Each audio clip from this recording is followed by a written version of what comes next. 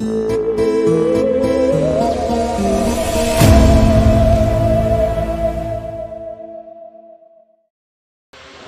සන්නයි සියලුම දෙනාට මම සූදානම් වෙන්නේ නැවතත් අෂ්ටකර්මයේ පළවෙනි කර්මය වන වශී කර්මය ප්‍රබලතම බන්ධනයක් ලබා දීමට.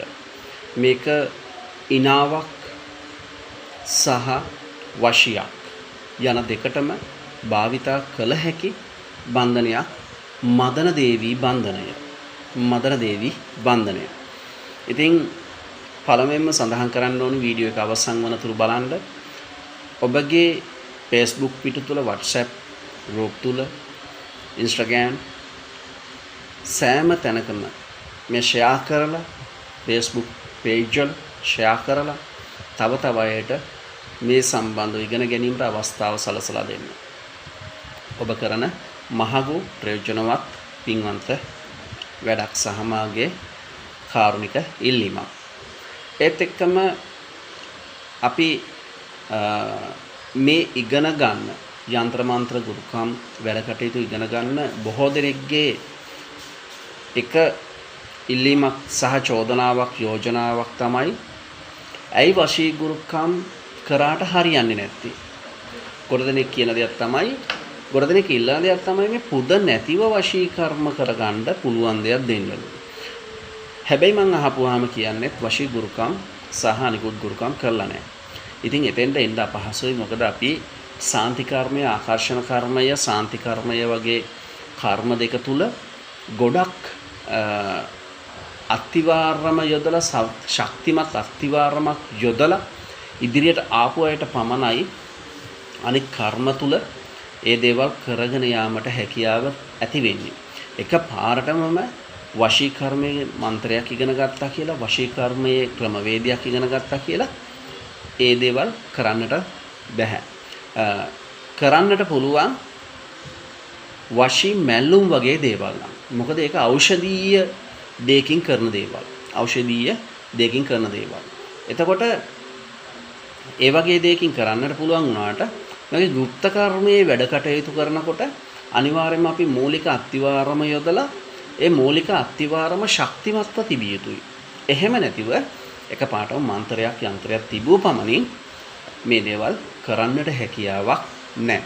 හැබැයි වශී කර්මයේ පමණක්ම කරන ඒ සඳහා වැඩි දැක්මක් ඇල්මක් දක්වන අයට මේ පාඩම ලොකු අස්වැසිල්ලක් වේවි. හැබැයි වශී කර්මය කියන්නේ ගුප්ත ශාස්ත්‍රයේ තුල තියෙන විශාල පාඩම් මාලාවක්, ලොකු පරාශයක් තියෙන එක්තරා සබ්ජෙක්ට් එකක්, විෂයක්. විෂයපතය ඊටාම ගැඹුරුයි. ඉතින් මම මේ ගැඹුරුතාවය පිළිබඳව මෙතනදී කියලා දෙන්න හරි අමාරුයි. මොකද එක වීඩියෝ එකකින් දෙකකින් ඒ දේවල් ලබා දෙන්න අපහසුයි. ඉතින් මම අද ප්‍රාථමිකම මුල්ම අවධිය පිළිබඳව පොඩි හැඳින්වීමක් කරන්නම්. එතකොට සාමාන්‍ය 80ක් 90ක් විතර වගේ ඔබට ඉස්සිලා, ඒ කියන්නේ උඩට එන්න පුළුවන් හැකියාව ලැබේවි හරියට කරොත්. ඉතින් මේ පිළිබඳව දැනගත යුතුම කාරණා මොනවද? ඔබ ස්ත්‍රියක් වශී කරනවා නම්, මං ස්ත්‍රී පාර්ශ්වය ගැනම කතා කරන්නේ. ගොඩක්ම සමාජයේ දක්නට ලැබෙන ස්ත්‍රී වශී. පුරුෂ වශී ටිකක් බෙහෙවින් අඩුයි. නමුත් පුරුෂ වශී වුණත් දැන් මං කිව්වත් ස්ත්‍රී වර්ග 4ක් ගැන හඳුනා ගන්නකොත් පුරුෂ වර්ග 4ක් හඳුනාගෙන වැඩ කටයුතු කරත් ඒක හරි. එතකොට මම මේ කියන්නේ ස්ත්‍රී වශී සම්බන්ධව නම් ඒක පුරුෂ වශී කරන කෙනෙක් ඉන්නවා නම් ඒක පුරුෂ පැත්තට පෙරලගත යුතුයි. ඒ කියන්නේ අපි ස්ත්‍රියක් වශී කරගන්නවා නම් ඒ ස්ත්‍රිය කුමන කාණ්ඩයේ කෙනෙක්ද කියලා හඳුනා ගන්න ඕනේ. ආවට ගියාට හැම ස්ත්‍රියකටම මේ වශීයක් කරා කියලා ආකර්ෂණය කරගන්න බෑ. ඒ නිසා අපිට නතු වෙන, අපිට ග්‍රහණයට හසු වන ස්ත්‍රිය කවුද? මොන කාණ්ඩයේද? ඔබ දන්නවා ස්ත්‍රී කාණ්ඩ 4කට වෙන් කරලා තියෙනවා. මොනවද? පත්මිනී කාණ්ඩය, චිත්‍රිණී කාණ්ඩය, සංකිනී කාණ්ඩය සහ හස්තිනී කාණ්ඩය. පත්මිනී කියන්නේ මොන වගේ කෙනෙක්ද? හස්තිනී කියන්නේ මොන වගේ කෙනෙක්ද? සංකිනී කියන ස්ත්‍රී කාණ්ඩයේ ස්ත්‍රී මොන වගේ අයද? චිත්‍රිනී කියන්නේ මොන වගේ අයද කියන එක හඳුනාගත යුතු වෙනවා. මම මේ පිළිබඳව ඉදිරියේදී නැවත නැවත විග්‍රහ කරන්නම් වශයෙන් ගුරුකම් වලදී.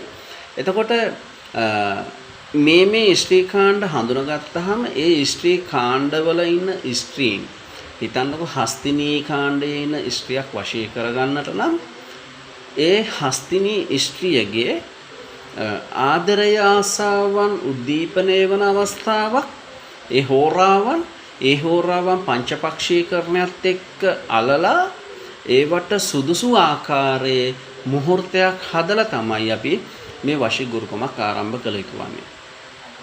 මේ කට්ටඩියන්න මම කියන්නේ වරම් ශාස්ත්‍රයේ සම්බන්ධව නෙමෙයි.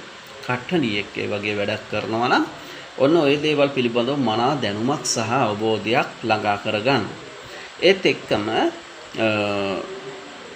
එතකොට මේ වශී කර්ම කරනකොට අපි කවුද මේ වශී කර්ම වලට අධිපතිත්වයක් දරන්නේ? එහෙනම් අපි අහලා තියෙනවා අනංගය. නැත්නම් මල්සරා කියන්නේ අනංගය, මල්සරා, කුසුමසාර, මන්මදන, පුෂ්පබාන ඔය වගේ විවිධ නම් වලින් හඳුන්වන්නේ මේ කාම දේවතාවුන් වහන්සේ. කාම දෙවියන්. කාම දෙවියන්ගේ සිය භාර්යාව විදිහට රති දෙවඟන හඳුන්වනවා. එහෙනම් මේ වශී කර්මයට මේ වශී කර්ම කරන උදවියට මේ මහත්මීන්ද මෙන්න මේ කාම දෙවියන් සහ රති දෙවඟන වන්දනාමාන කිරීම ඊටමත් ප්‍රයෝජනවත් වේවි. ඊටමත් ප්‍රයෝජනවත්. හැබැයි එහෙම නැතිව වශී කර්මයක් කරනවා නම් අද හවසට කරනවා නම් වශී කර්මයේ කරන දවසේ උදෑසන සිට අපි කළ යුතු වත්පිළිවෙත් ගොඩක් තියෙනවා.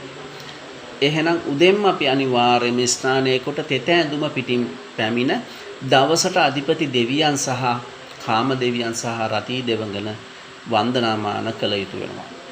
ඒක අනිවාර්ය කාරණයක්. එහෙම කළා තමයි මේ කට්ටඩි ගුරුකම් වැඩ කරන්නේ. එහෙම නැතුව අනිත් මේකට ගොඩක් විවේචන එල්ල වේවි. ගොඩක් ගල් මුල් ප්‍රහාර එල්ල වේවි. නමුත් මම දන්න දේ මම ඉගෙනගත්තු දේ මම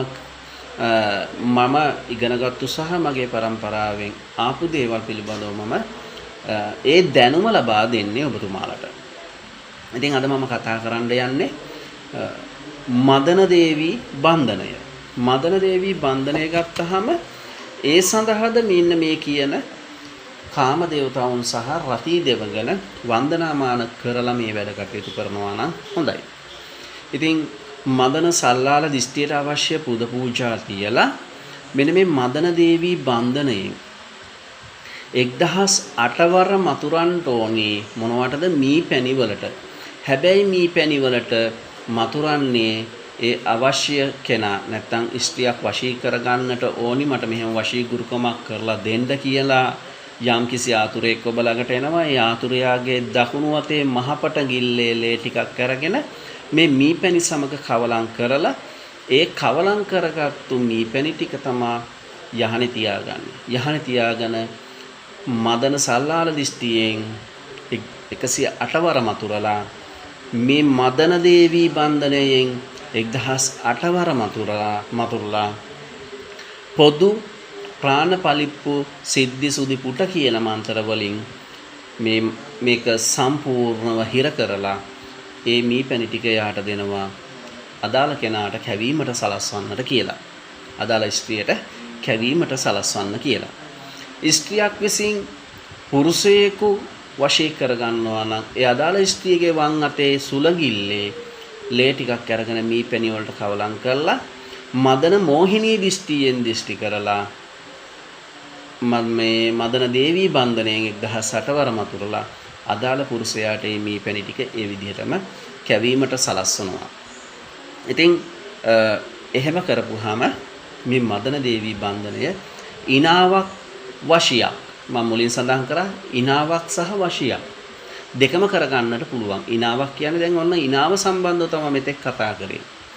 ලේ මිශ්‍ර මීපැණි කැවීමක් සිද්ධ කරා බන්ධනයක් කරලා. එතකොට වශියකට නම් අපිට ඔය කියපු ආකාරයටම තල තෙල් 1008 වරමතු වෙනවා. තල තෙල් අපි විශේෂයෙන්ම ගන්නේ මේ ආකර්ෂණයන් සඳහා තල තෙල් විශේෂිතයි.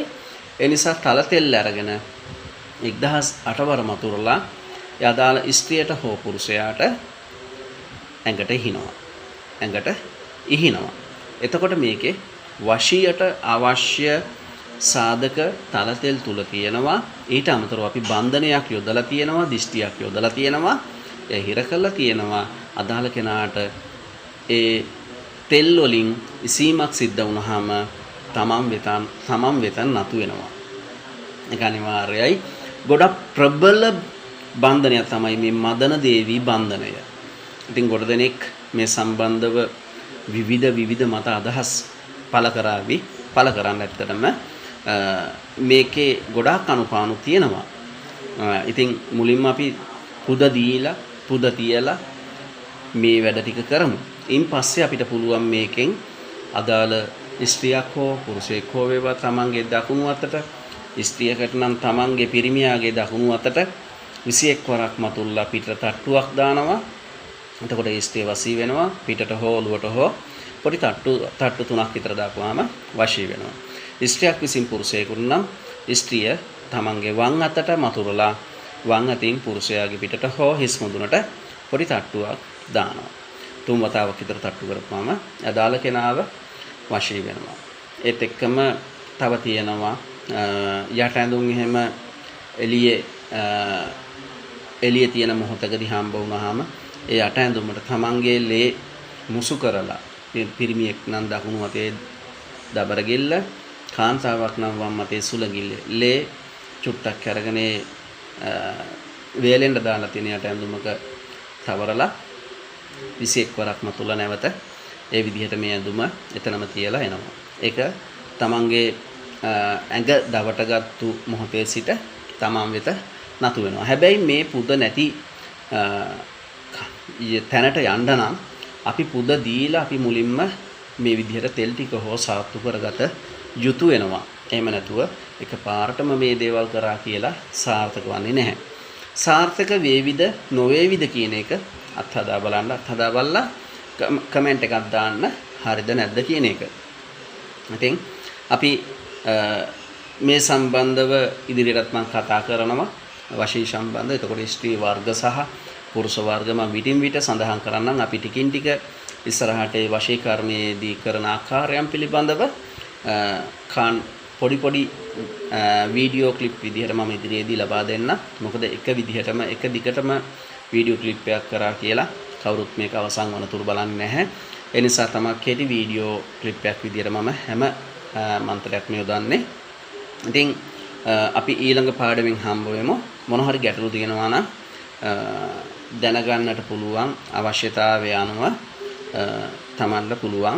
මොකද ගොඩක් දුරට YouTube එකේ නැත්නම් මේ නාලිකාවේ එන කමෙන්ට් වලට පිළිතුරු දීමට ගොඩක් අපහසුත් වෙනවා. මොකද කාර්ය බහුලත්වය නිසා. ඒත් එක්කම මේ මන්තරේ මම තම්මේල් එකෙන් දානවා. ඒක ලියා ගන්න. අනිත් එක තමයි කටින් කියන එකත් එක්ක සංසන්දනය කරගන්න. ක්ලාස් එකේදී පන්තියේදී මේ පන්තිය සම්බන්ධ වෙන මහත්මයාත්මින් ඉන්නවා. ඉතින් පන්තියේදීත් මීට වඩා අපි වශී කර්මය ගැන කතා කරලා තියෙනවා. වශී කර්මය කියන ප්‍රබල කර්මයක්, ලොකු ගැඹුරු විෂය පරාශයක්. ඒ සම්බන්ධව අපි විටින් විට කතා කරමින් ගොඩක් දුර ගිහිල්ලා තියෙනවා. ඉතින් ඔබට කතා කරන්නට මොන හරි ගැටලුවක් මතුනොත් කමෙන්ට් එකක් දාන්න. මම හැකි මොහොතක මම ඒට උත්තර ලබා දෙන්නම්. හරි. අපි එහෙමනම් ඊළඟ පාඩමෙන් හම්බ වෙමු. එතකම් මෙන්න මේ මන්ත්‍රය මම කටින් කියන්නම්.